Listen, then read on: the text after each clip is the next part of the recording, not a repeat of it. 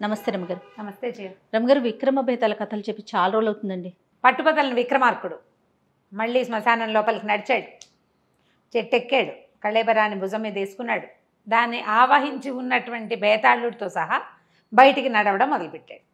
శరీరాన్ని పట్టుకుని ఉన్న బేతాళుడు మార్గాయాసం తెలియకుండా ఓ కథ చెప్తానన్నాడు. పూర్వం విదిశా నగరంలో ప్రదీపుడని ఒక కుర్రాడు ఉండేవాడు. వాడికి అమ్మ నాన్న అక్క చెల్లి తోబుట్టులు ఎవ్వరూ లేరు. ఏదో తిరుగుతూ ఉండేవాడు. సామాన్యమైన తెలివి గలవాడు, సామాన్యమైన తెలివి. అయితే ఆ ఊళ్ళో విదిశలో ఉన్న కొంతమంది పిల్లలు విద్యాభ్యాసానికి ఒక గురువుగారి దగ్గరికి చేరుతున్నారు. ఆ పిల్లల్ని తీసుకెళ్లే బండివాడు, ఏరా అబ్బి ఇలా రోడ్ల మీద పడి తిరిగే బదులు వీధుల్లో పడి తిరుగుతున్నావు, గురువుగారి దగ్గరికి పద, ఏవో 2 ముక్కలు నేర్పిస్తారు, అమ్మా నాన్న లేనివాడివి 2 ముక్కలతో బతుకుదు కానీ అంటే వెళ్ళాడు. వాడు వెళ్ళే నాటికి ఒక 9-10 సంవత్సరాలు ఉంటాయి, 7-8 సంవత్సరాలు, 10 లోపు వెళ్ళి ఏముంది అప్పుడు బట్టల వేవాతలు ఏం లేవు, ఓ గావంచ ఉంటే చాలు. ఆ గురువుగారు ఇంకో గావంచ ఇచ్చారు. ఇక అక్కడే ఉన్నాడు. వీడిది మామూలు తెలివి, విద్య నేర్చుకుని ఇంటికి వెళ్ళి ఉద్ధరించాలి, మా అమ్మ నాన్నని చూడాలి, అలాంటి పాయింట్లు ఏం లేవు. పాపం వీడి కమిట్మెంట్ లేదు.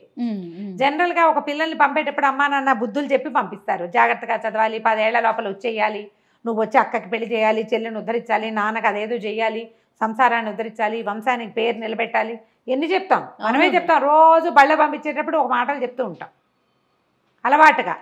వీడికి అది చెప్పే వాళ్ళు ఎవరు లేరు. దూకుడుగా చదువుకోవాలని తెలియలా. గురువుగారు కూడా వీడికి తెలివి తక్కువ, వీడికి మీద వాళ్ళ నాన్న వచ్చి అడుగుతాడు, రేపొద్దున బియ్యం పట్టుకొస్తాడు, మినపప్పు పట్టుకొచ్చి అడుగుతాడు, ఇలాంటివి ఏం లేవు కదా. ఉన్న పిల్లలతో పాటు వాడు ఓ ముద్ద తినేవాడు. వాడిని యథాశక్తి పనులకే వాడేవాడు. ఎంత పని చేసేవాడు, ఏదో చెప్పేవాడు, 4 ముక్కలు వచ్చాయి వాడికి. ఒక 19 సంవత్సరాలు 18 సంవత్సరాలు వచ్చి వాడు అటు ఇటుగా అక్కడికి వచ్చి 9-10 ఏళ్ళు అవ్వగానే, అరే నీ చదువు అయిపోయింది, ఇంక వెళ్ళిపోమన్నారు. చదువు డబ్బు వచ్చేంత చదువు రాలా వాడికి. కొంచెం లోక జ్ఞానం తెలిసింది, కాస్త ఏదో లొక్క కాస్త డొక్కసుద్ది ఉంది అంతే. ఊళ్ళోకి వచ్చేసాడు, విదిశలోకి. వస్తే పెద్దగా ఎవ్వరూ ఆదరించే వాళ్ళు లేరు, వెళ్ళడానికి ఒక గూడు కూడా లేదు. వాడు అనుకున్నాడు, పక్షులకైనా గూళ్ళు ఉన్నాయి, జంతువులకైనా ఓ గుహలో ఓ బొరియో ఒక కంతో ఎక్కడికో చోట పోతుంది, అది నాకేది ఏమీ లేదు. ఆ ఊళ్ళోనే తిరుగుతూ ఎక్కడైనా భోజనాలు ఉంటే తిని ఏ చెట్టు కిందో పడుకుని అలా కాలక్షేపం చేస్తుండేవాడు. క్రమంగా వీడికి ఏమర్థమైందంటే, మనిషికి జీవితానికి ఏం కావాలంటే ఇల్లు వాకిలి చెట్టు పుట్ట అక్కర్లా, మాట్లాడేందుకు ఒక మనిషి కావాలి, మనసులో మాట చెప్పుకుందుకు, అంతేగా అని తెలిసింది, అర్థమైంది. వాడు ఎవరైనా నలుగురు రచ్చబండ దగ్గర ఎవరైనా నలుగురు కూర్చుని తనీడు వాళ్ళలే కనపడితే వెళ్ళి అక్కడ నుంచునేవాడు. వాళ్ళు ఏమిట్రా నీకు ఇక్కడ పని, మేము ఏదో మాట్లాడుకుంటుంటే పోవనేవాళ్ళు, మాట్లాడిచ్చేవారు కాదు. ఎవరైనా నలుగురు మాట్లాడుతుంటే కూర్చుని వినేవాడు, మధ్యలో మాట్లాడడానికి వాడికి అవకాశం వచ్చేది కాదు. ఎక్కడికి వెళ్ళినా ఎక్కడన్నా ఏ సభల్లోకో వెళ్తే వినడం తప్పిస్తే మాట్లాడేందుకు అవకాశం లేదు. భోజనశాలకు వెళ్ళినా కూడా వీడేమైనా ఎప్పుడైనా ఒకసారైనా పావలా ఇచ్చేవాడు కాదు కదా. అవును, మిగిలిన అన్నం తినేవాడు. వాళ్ళు ఏం మాట్లాడతారు, వీడికి చదువు లేదు, ఉద్యోగం లేదు, సద్యోగం లేదు. ఉచిత భోజనశాలలు కూడా ఉండేవి, వాళ్ళతోటి మాట్లాడడానికి కూడా వీడికి అంత చొరబడి మాట్లాడటం రాదు, కానీ మాట్లాడుతుంటే వినాలని ఉండేది. క్రమంగా వాడికి జీవితం విరక్తి పెట్టిపోయింది. ఎవ్వరూ మాట్లాడేందుకు దిక్కులేని వెధవ బతుకెందుకు, అనవసరం కదా అనిపించేసింది. ఎన్ని ఊళ్ళో తిరిగాడు, ఎక్కడా వాడిని ఏట్రా అబ్బాయి నీ సంగతి నువ్వే అలా అడిగిన వాళ్ళు ఎవరు ప్రపంచంలో ఎవడి గోల వాడిది, నీతో నాకేమైనా పని ఉంటే మాట్లాడతా, లేకపోతే ఎందుకు మాట్లాడతా, దారిపోయే వాడిని పిలిచి మాట్లాడడం కదా. ఇలా జరిగిపోతుంటే వాడికి ఏమనిపించిందంటే, ఓనాడు వెధవ బతుకెందుకు, చచ్చిపోదాం. ఓల్డ్ మార్గాలు ఆలోచించాడు, ఎట్ట చచ్చిపోవాలి. ఇప్పుడు ఏ చెట్టుకో ఊరి పోసుకుంటే ఊళ్ళో వాళ్ళు చూసి ఆ పూట ఊళ్ళో అందరికీ తిండి లభించకుండా అనాథ శవం, దాన్ని ఎవరు తగలేయాలి, రకరకాల ప్రశ్నలు ఆలోచించాడు. వీళ్ళందరికీ ఇబ్బంది కూడా పెట్టకూడదు మనం. ఈ రచ్చబండ దగ్గర చెట్లు బాగుంటాయి, అక్కడ చెట్టు మీద ఊరేసుకుంటే ఎవరు అక్కడ కూర్చోకుండా అయిపోతారు, ఇక్కడ కూడా వద్దనుకున్నాడు. ఆలోచించి ఏమనుకున్నాడు, చెరులో పడిపోదాం, కాలువ కొట్టుకుపోతుంది శరీరం, ఏ జలచరాలు తింటాయి పోని అనుకొని వాడికి నడువుకు ఒక గావంచ ఉంది. ఇవి ఫంక్షన్లు అప్పుడు బట్టలు పంచుతారు, అట్లా ఓ గంచ ఓ ఉత్తరీయం ఒక లభించినాయి వాడికి. ఏమనుకున్నాడు, దాన్ని పట్టు చేతిలో కట్టేసుకుని నదిలో దిగుదాం, కాళ్ళు చేతులు కట్టేసి ఉంటాయి కాబట్టి కొంచెం లోపలికి వెళ్ళిన కొందుకి ఏదో ఇట్లా ఇట్లా అంటాడు. మామూలుగా మనం మామూలు వాళ్ళని నీళ్ళలో పడేస్తే వాడు యథాశక్తి ప్రయత్నం చేస్తాడు బతకడానికి. వీడికి కొంచెం ఈతొచ్చు. గురుగారి దగ్గర ఉన్నప్పుడు సెలయేళ్ళ దగ్గర అక్కడ తిరిగిన అనుభవం ఉంది వాడికి. కొట్టుకుని పైకి వచ్చేస్తానేమో. గురుగారి దగ్గర ఉన్న చదువులో వాడికి ఏమర్థమైంది? ప్రాణి చావడానికి ఎప్పుడూ ఇష్టపడదు. పీక నుండి వేస్తుంటే తోసేయడానికి ట్రై చేస్తాడు. చచ్చిపోదామనుకున్న వాడు కూడా తోసేస్తాడు.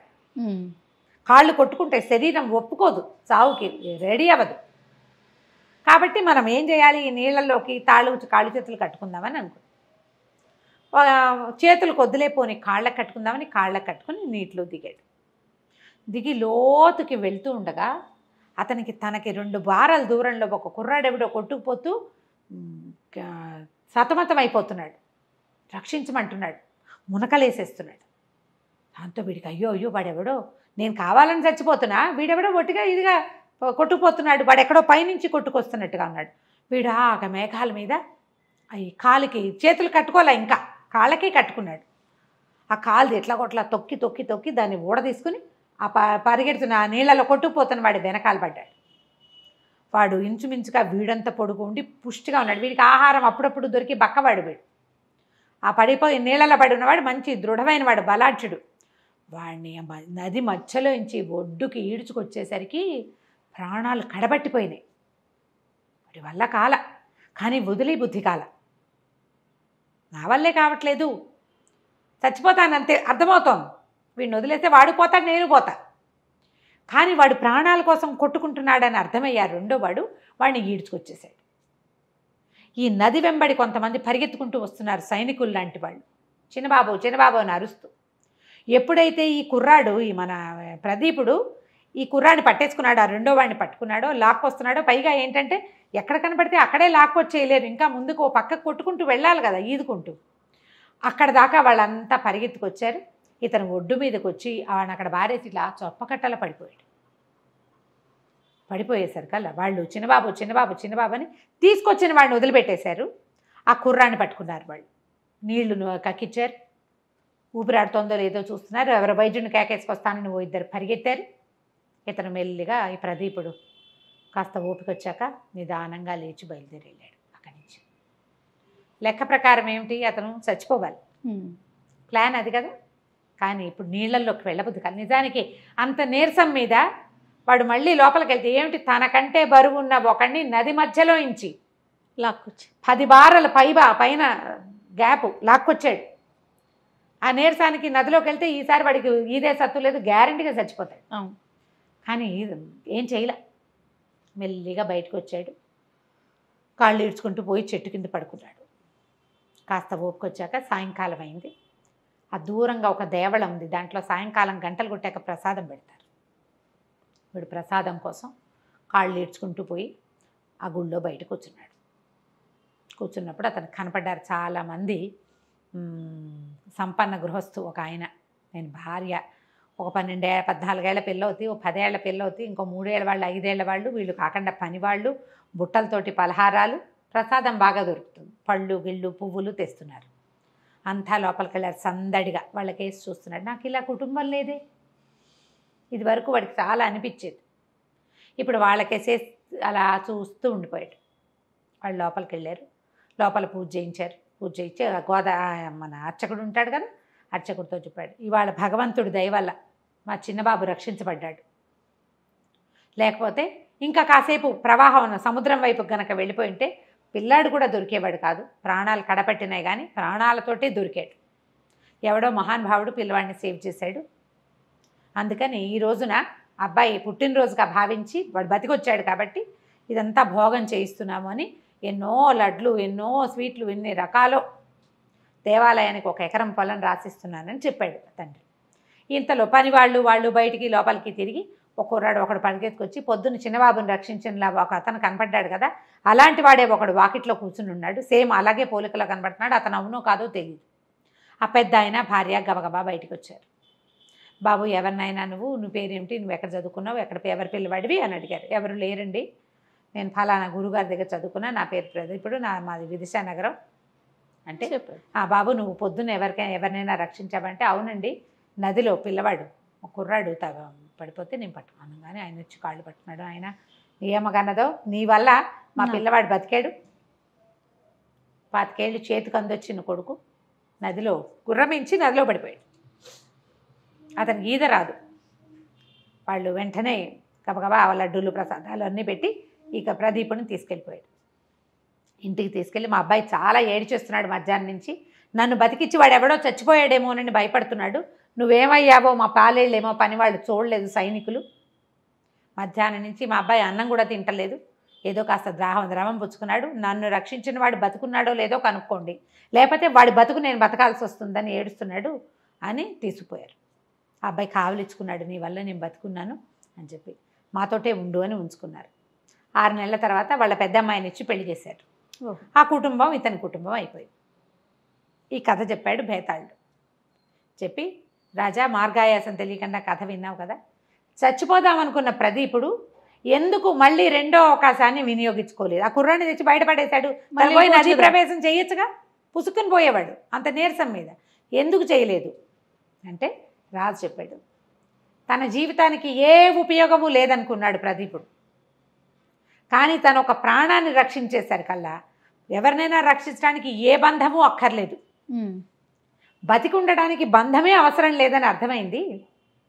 బతుక్కి బంధం ఎందుకు, మనం కల్పించుకుంటాం. ఇప్పుడు వాడెవడని వాళ్ళ అమ్మగన్న కొడుకుని వీడు ఎట్లా రక్షించాడు? తల్లి ఎట్లా ప్రాణం పోసిందో ఇతను అట్లా ప్రాణం పోసాడు కదా. నేను ఇది చేయగలను, ఈ ప్రాణమే గొప్పది అని భావించి ఇక చచ్చిపోకూడదు అని నిర్ణయించుకున్నాడు. అతనికి ఎప్పుడైతే బతుకు మీద తీపి వచ్చిందో అతనికి బతుకు దగ్గరకు వచ్చింది. ఆ తర్వాత జమీందారులో లోపల పెద్ద ఉద్యోగంలోనే చక్కగా ఇంటల్లుడుగా హాయిగా స్థిరపడి ఉంటాడు అని చెప్పాడు. ఎప్పుడైతే మౌనభంగం అయ్యిందో భేతాళుడు రైమని ఎగిరిపోయాడు, నువ్వు మౌనభంగం చేసావు కాబట్టి మళ్ళీ కలుద్దామని చెప్పేసి వెళ్ళిపోయాడు. కథ కంచికి మనం ఇంటికి. నమస్తే రమ్మగారు. నమస్తే జయ.